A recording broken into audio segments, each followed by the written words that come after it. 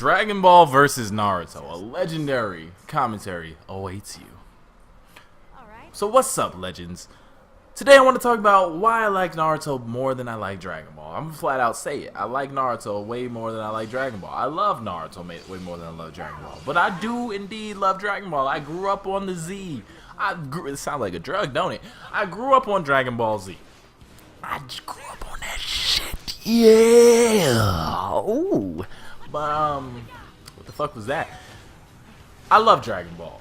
Don't get it twisted when I say I love Naruto more. Don't get it twisted. That doesn't mean I'm here to bash Dragon Ball. I'm here to talk shit about Dragon Ball. I love me some good action, some good Dragon Ball, man. So let me start off by telling you guys how I began each anime. So first, I started watching Dragon Ball and Yu Yu Hakusho. That's a sidebar. Those were the first two anime I ever watched, okay? Or I can remember watching. But Dragon Ball would come home from school every day, change it to Toonami, watch some clean-ass Cell Saga action, trying to get my next fix because I wanted to know what the was this? What was this beautiful thing known as Dragon Ball? What was Dragon Ball Z all about? And when Gohan beat Cell, my heart dropped. I was so relieved. I was emotionally invested in the plot. I was like, "Ooh, Gohan has beat him," because it was the first anime, so I didn't know if Gohan was gonna lose. I didn't know the main characters usually always win. Even though Gohan wasn't the main character and it was Goku, I think I jumped in at the Cell Saga, or maybe I jumped in Frieza. I don't remember. I don't remember. I just remember the Cell Saga was the most iconic season to me. It was the best one. Eventually, I got around to watching Dragon Ball, then Dragon Ball Z, then GT, now Super. Well, then Super now, because Super's done for a while, is it like next year, blah blah blah, you get what I mean. But I loved all of it. I loved every single saga, and I would play the games for PS2, for every system I could get it for, and I loved it. I loved it all. So years down the line, my friend starts talking about this other anime. He says it's like Dragon Ball Z. I didn't know what anime was. I just thought Dragon Ball was another cartoon. I mean, it is a cartoon because it's a Japanese cartoon. That's literally what anime means, so don't get it twisted, people. Don't say, "Oh, it's not a cartoon." It is a cartoon. It's just Japanese, you know? Shut up. But, so, I didn't know what, like, anime had a fucking following like this. I didn't know it was I didn't know there were conventions, comic cons. I didn't know people had manga in their house. I didn't know what a manga was. I didn't know this was based off of anything. I thought it was just a weekly show like any other. So my friend, he's talking about this anime called Naruto. He's like, it's all like Dragon Ball. And me, being a little whatever age I was, this was way back in the day. I was about 12 years old when I started Naruto. So he's talking about this anime called Naruto. He's like, it's like Dragon Ball Z. It might be even better. I'm like, wait, nah, nothing's better than Dragon Ball Z. Get off my dick. No, I don't want to hear this. You're stupid. Get out of here. So he brings this game called Naruto Ultimate Ninja Heroes, and I'm interested. It's a video game. I love me some good action video. Some good action. What the fuck? Some good video games.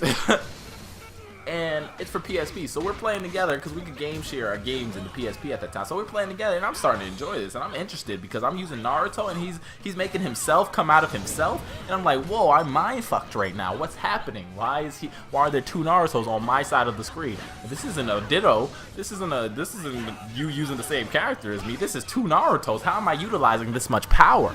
I don't understand. So he was using Sasuke because he loves him some Sasuke action. He loved Sasuke, and I remember I used to always call him Suck Me Sasuke because he was on Sasuke's tip back in the day. He really loved him some clean Sasuke. I used to call that man Suck Me Sasuke. And then when I started watching the series, I used to call Sakura Suck Me Sakura because she was on Sasuke's tip too. And I didn't like Sakura to start off the anime when she talked shit about Naruto. I didn't like that because, I mean, how you gonna be mad at the kid who didn't grow up with a family like that? Like, eventually I warmed up more to Sakura, but she's not one of my favorite characters this day. But shut up. We're gonna get to that. So eventually, after playing the game for so long, I was like, let me give this anime a chance. Fell in love with it from the very first episode, maybe the second episode, but I fell in love with it. Loved it all the way through. Filler and everything. Watched it all the way up until Naruto Shippuden was about to start. Then I dropped it for a little bit because Shippuden didn't have a English dub, and I was watching English dub. Dragon Ball Z still, I don't care what anyone says. I prefer it in English dub before I would ever watch it in sub.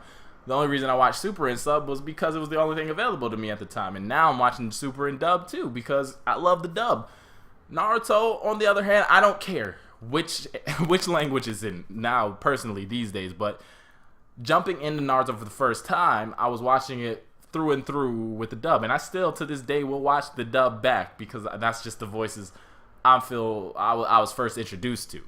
You know, I have watched the sub, but I will watch the dub if necessary. Like when it comes out, I will watch the dub. I haven't watched it in a while, but I will watch the dub because that's just what I'm used to. That's what the first thing I was accustomed to. That's nostalgia speaking. But despite this nostalgia for Dragon Ball I ended up loving Naruto way more. So like I said, before Shippuden came, I gave it up for 2 years, maybe a year and a half, and then I came back into Shippuden, a 15-year-old kid. Naruto was 15, 16 in Shippuden, so I pretty much grew up with Naruto. I grew up with Naruto. When he was 12, 13, I started the series at the age of 12 and 13. Shippuden started, he was 16. I was 15, 16. And then at the end of Shippuden, he was 17 and I was like 19. But the last came out and he was 19 in the last. So you see, do you follow where I'm coming from? When the last came out, I was 19 years old, and Naruto in that movie was also 19 years old. I grew up with this man. We go way back. You get me? You feel me? Do you dig? I'm Boruto's uncle. I understand. Do you understand? I knew his pappy. I knew that young man Naruto. I knew his mom, his dad. I knew everybody that man knows. I know Boruto's family, man. His family. I know him. I know this man. Okay, but besides that, let me talk about some reasons why I like Naruto more than I like Dragon Ball. Now that I'm done talking about how I got into these anime. Okay, so first off, let's talk about the plot. The plot for each. Dragon Ball, okay. Dragon Ball's original show, Dragon Ball, not Z, before the Z came in, was amazing.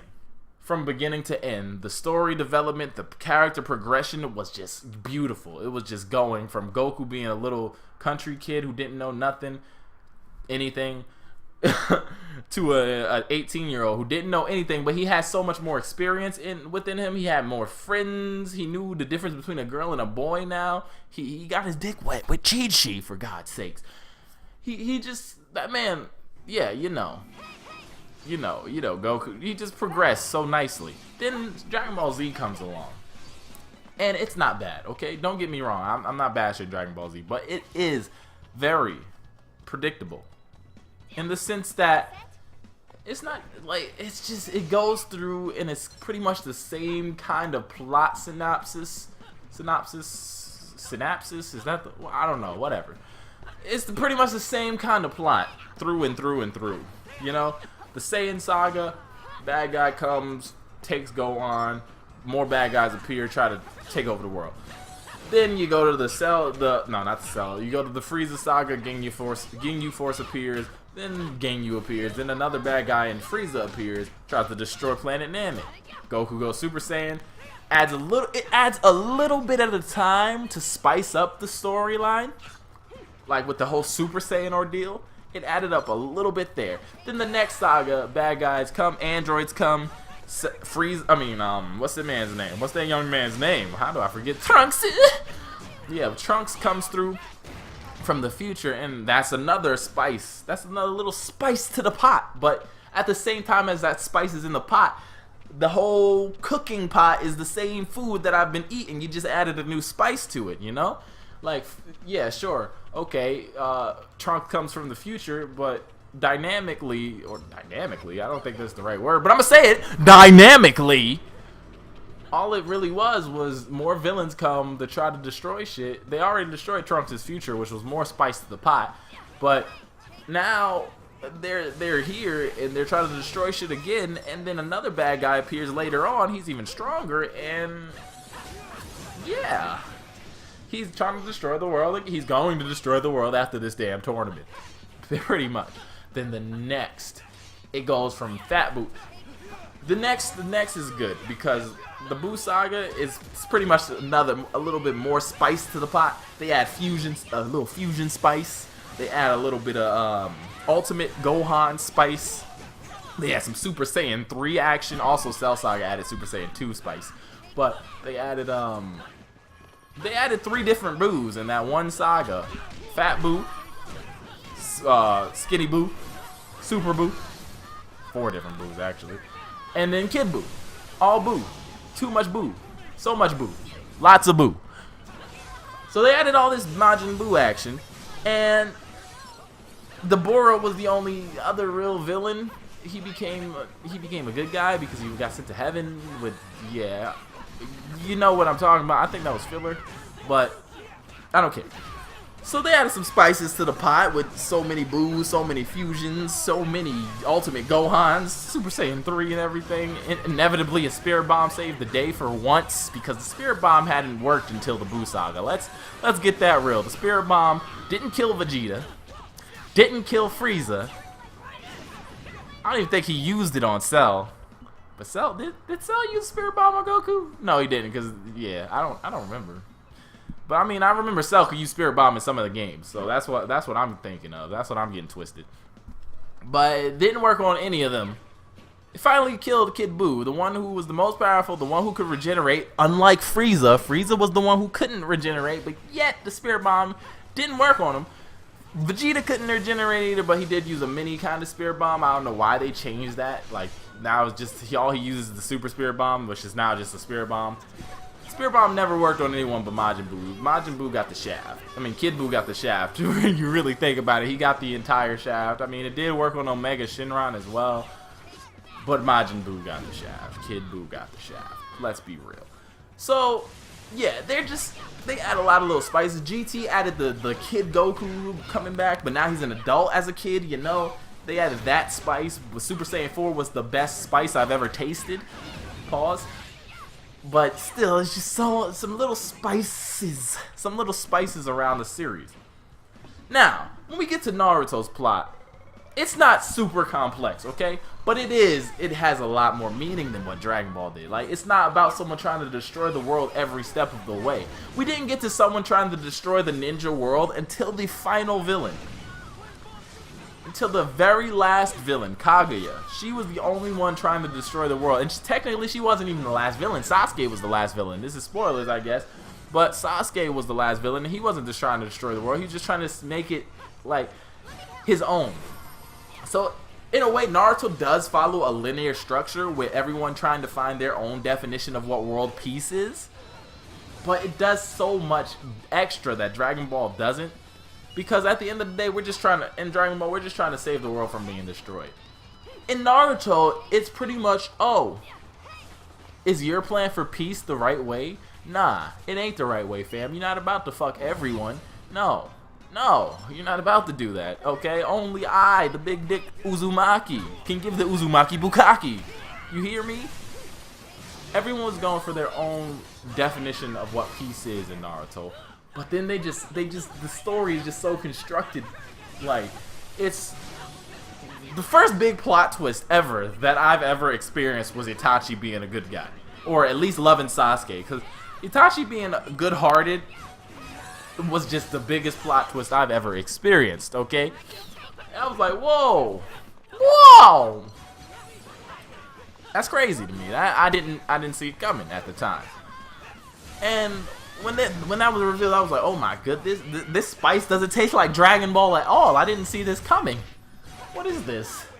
What is this? What is this in my heart? What's this in my chest? Sasuke leaving. He became a bad guy all of a sudden. He wanted power. All he wanted was revenge, and like we were with Sasuke-kun from day one. We were with him from day one. Him and Naruto were best, but not really. They kind of were at each other's necks a lot, but they were friends. You get it? Like, they were friends. They were down for each other. Like, and then Sasuke all of a sudden wants some power. So it goes to Orochimaru, gets digged down a little bit. I'm just joking, but he goes to Orochimaru and just says fuck everyone else. Like, fuck you, Naruto. What Sasuke? Come on, bruh. I do like Sasuke a lot. He's one of my favorite characters in the series and everything. Speaking of characters, the characters from each series, I'm gonna get to that. I'll get to that a little bit after I'm done talking about the plot of Naruto. But yeah, we go through the whole of Naruto with twists and turns and people. In Dragon Ball, death didn't mean shit. You hear me? In Dragon Ball, you get the Dragon Balls. When Goku dies in Dragon Ball, when Krillin dies in Dragon Ball, they've only died 3 times. That's more than people in Naruto have. But you're just like, wait, why is everyone crying? They have Dragon Balls. I don't understand why Bulma was crying when Vegeta got clapped, because Dragon Balls, they never used the Earth Dragon Balls to bring Vegeta back, did they? But I don't understand why Videl was crying. Well, I understand why Videl was crying. She was kind of new to the whole Dragon Ball concept. But someone could have easily been like, Gohan never died on this planet. We could just wish him back with the Dragon Balls. Wait, Videl, don't worry. We're about to wish Gohan back right now. Piccolo was dead, was he? I don't remember. Yo, let's go to Namek, get some Dragon Balls, wish Gohan and all them bitches back. You know, that's all you gotta do in Dragon Ball. But in Naruto, death is permanent in Naruto. You're not coming back from that. You're gone. Once you get smoked, you're gone, Naruto. Like, there's like, when Jiraiya went, I was like, oh my god, that was more emotional than the first time Goku got clapped. That was more emotional than when Krillin got clapped. That was emotional as fucking Dragon Ball. When the first time Krillin got killed, the first time by Tambourine, that man got killed by a man named Tambourine. You hear this? When Tambourine kicked Krillin in the dome and killed him, oh my god, I was saddened. I was saddened by this turn of events. But you know, the Dragon Balls are there. We can revive it. All you got to do, Goku, is survive. So that was a lot of tension for Goku, because he had to survive some powerful enemies in order to be able to wish his teammates back. The only other tension for me in the whole Dragon Ball series was really, well, the Cell Saga, yeah, but then the Tournament of Power was the only other big moment, because if you all lose, you're getting erased. And if you didn't wish at the end to bring everyone who was erased back, you're getting erased. So I'm like, whatever, okay, I guess. There's no tension with Dragon Ball. But with Naruto, it's like, oh man, I hope this character doesn't die. But then when like people like Conan got clapped, you're like, oh, that's permanent. She's not coming back. Jiraiya is still gone. He might be back in the Boruto manga. People are thinking Kaijin Koshi is him, and I haven't read it. I haven't read the Boruto manga. People are thinking Kaijin Koshi might be Jiraiya.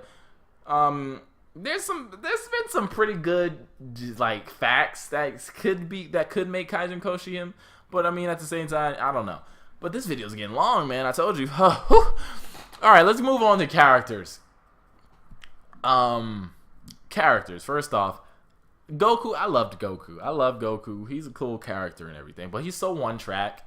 All he wants to do is fight, get stronger. I could respect him wanting to fight, get stronger. But it's like he's risked his family so many times just to get stronger. This man goes away from the... Like, Goku wanted to stay dead because he didn't want bad guys to come to the Earth. And I get that. But only Cell and Frieza. Cell was the only bad guy who was created specifically to... Cell and the androids are the only bad guys who were specifically there to kill... Well, and then again, the Saiyans were also coming there for Kakarot because he didn't destroy the Earth yet. But they would have probably eventually came to Earth to conquer it, so I'm going to exclude them from that. But Cell was really the only bad guy who was hell-bent on destroying Goku and the androids as well because they were programmed to. But other than that, Frieza came because it was Goku's home planet after he was on Namek. And Boo was just there because Bibbidi, Bobbidi, and Boo just wanted to fuck shit up, you know? They just wanted to be there and destroy everything. That was their motive. That's what they wanted to do, you know? Eventually, Goku had to come back because, you know what? Bad guys are going to come regardless of if Goku's alive or dead. So, fuck it. Might as well be alive, Goku, right? It's a hell of a time to be alive, my dude. You're the strongest man. You might as well protect your shit. But he's not hell-bent on protecting his shit. Well, so let's go on to Naruto. Wait, before I even go on to Naruto, actually. Other characters in Dragon Ball, besides Vegeta, because Vegeta's my favorite character in Dragon Ball. Besides Vegeta, other characters are now meaningless. They don't get any development. The Tournament of Power was the most they've done in ages. But other than that, there's no development for characters like Gohan. We want to see Gohan training, and I understand that Gohan wants to be a scholar, he wants to support his family, but we want to see him do other things besides that because, yeah, he's a character in a battle anime, and he has so much potential to be powerful, why not want to protect his family as well? And get very strong so he can always protect his family, because Goku can't be around forever. Goku can't always be there. So like, what if Goku's training with Whis and they can't get a hold of Whis and Gohan's the only one there? Goku and Vegeta are training with Whis and they can't get a hold of him. So what's gonna happen then? Like, they can't get a hold of Whis to tell Goku, hey, you need to instant transmission your ass over here. Gohan needs to be there to step up and protect his family, because Goten and Trunks aren't doing shit right now. No one else is doing shit but Goku and Vegeta. It's all about the Saiyans. It was at first all about the Saiyans. Now it's all about Goku and Vegeta. Those are the only two Saiyans that matter. And it's just like, whatever, man. But then you got Naruto. We got an arc for Shikamaru. Arcs for Sasuke. Arcs for Naruto, of course, because this is anime. We really didn't get a lot for Sakura, but who cares? Like, we got Sakura. We got some character development from Sakura at all, as well. And like, I don't hate Sakura like a lot of other fans do. It's just Sakura has done her useful things. I'm not gonna say she's useless. She's done some useful shit. She's pumped blood back into Naruto's heart. This bitch cut this man's chest open with her hand and manually pumped his heart. Sure, she couldn't poke out Obito's eye, but she kept the big dick Uzumaki alive. I respect her for that. She's done some other shit. She helped Granny Chiyo beat Sasori. She's done some shit in the series. She hasn't done a lot of shit, but she has done her enough shit. It's sad that she hasn't done more because she's a main character, but she's done some shit. Kakashi was given an arc. Kakashi Gaiden. Obito. The villains were fleshed out. Like, I don't know the backstory to Frieza. That's the most iconic villain of Dragon Ball. I don't know his backstory. The only Dragon Ball villain we got a backstory was the more recent one, Goku Black. And barely any Black backstory at all. So that's the only backstory we really have. Like, we just know that Cell was created because the Red Ribbon Army was cuxed by Goku. That's basically it, man. Dragon Ball's characters, they just don't get fleshed out enough, but Naruto's do. We get so much backstory for Naruto, Sasuke, Kakashi, Itachi, Obito, Madara, Hashirama, kind of. We got. I've named 7 characters. Tell me, name 7 characters from Dragon Ball who's gotten a fleshed out backstory. You can't. Oh, my bad. You can't. You can't. Do you know what? Why did Krillin shave his head? Do you remember? I don't. Why did he used to shave his head? Why? What is Yamcha's backstory? From what you see from Dragon Ball, besides, well, he's a bandit? Oh, really? Oh, I guess. Yeah. Why did he thieve? Why did he steal shit? What was Vegeta's backstory? Well, we know what Vegeta's backstory was because he's one of the big dicks in the series. He's one of the main characters in the series. Just name me 10 characters in each of these series. It'll be so easy to find 10 characters in Naruto.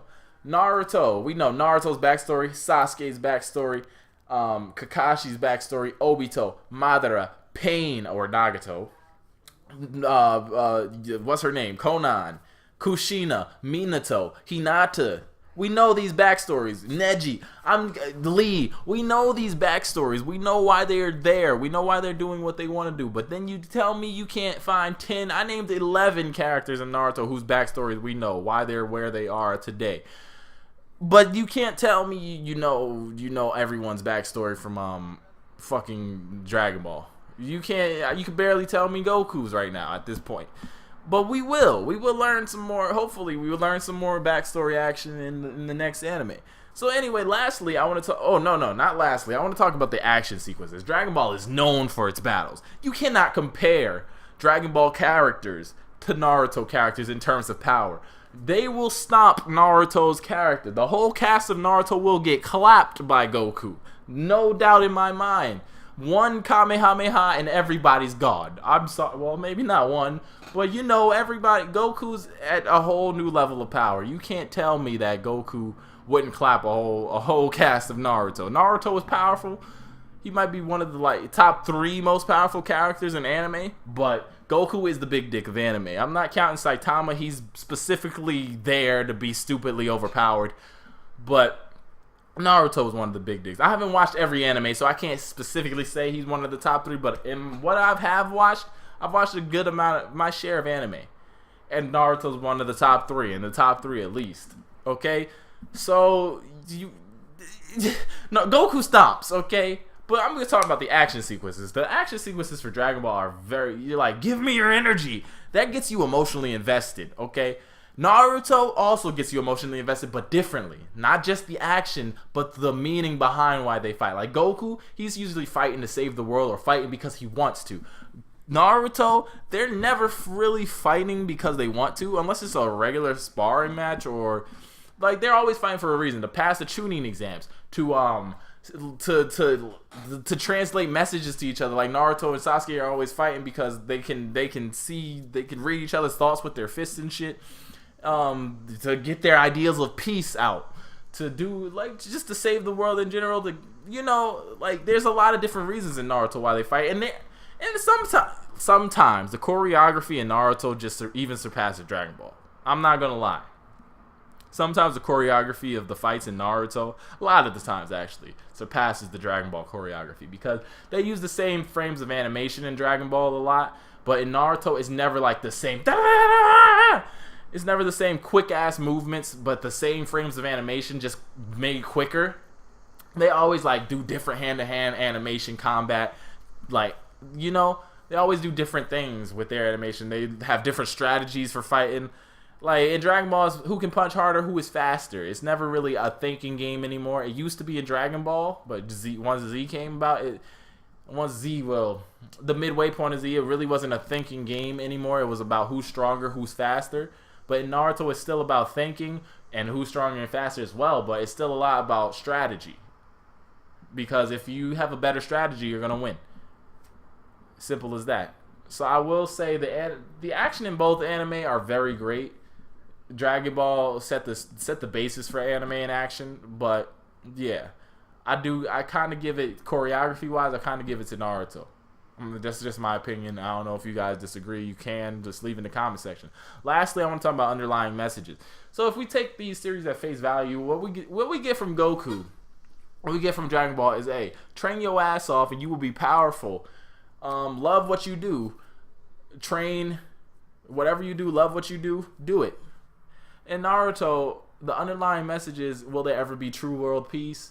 Will never give up on your dreams? There's so many underlying messages in Naruto compared to Dragon Ball, and it's just there. It's just there to like really make you think. Dragon Ball it's like, oh, I'm going to train to be powerful. That's about it. That's the only message I can really get, and it motivates the fuck out of you when you're in the gym lifting some clean ass weights. Personally, my motivation when I just got this motivation not too long ago. Actually, today I started to think, hey, this is gonna be my motivation real quick. I'm gonna start thinking I'm gonna start imagining the weights talking shit to me and be like, you can't lift me, pussy. And then I'm gonna start, yeah, that Goku scream gives you so much energy. But other than that, yeah, that's about the only underlying message I can take from Dragon Ball, is to just push yourself, train, do what you can do, and that's a great message. Then you got Naruto, will there ever be true world peace? How can we bring about this? Never give up on your dreams. Those are great messages as well. So both anime, I love both anime. I did say not a lot of negatives for Dragon Ball, and there's negatives for Naruto. It's not a perfect anime, but that's not what this is about. This was about the fact that I just love Naruto way more than Dragon Ball. I can't think of, off the top of my head, I can't think of any imperfections in Naruto, but I know if I really got to thinking about it, I could find a lot. I know I can. Because there's a lot of imperfections. Like fucking Kakashi spamming his Sharingan in the war arc. That was a fucking plot point. Like, that didn't make any sense. Because Kakashi was in the hospital from doing it twice to the Deidara. Remember? But other than that, like, there's a lot more, but I'm not going to get into that right now. This video's been long enough. But please like, favorite, comment, subscribe if you're nasty. Peace, legends.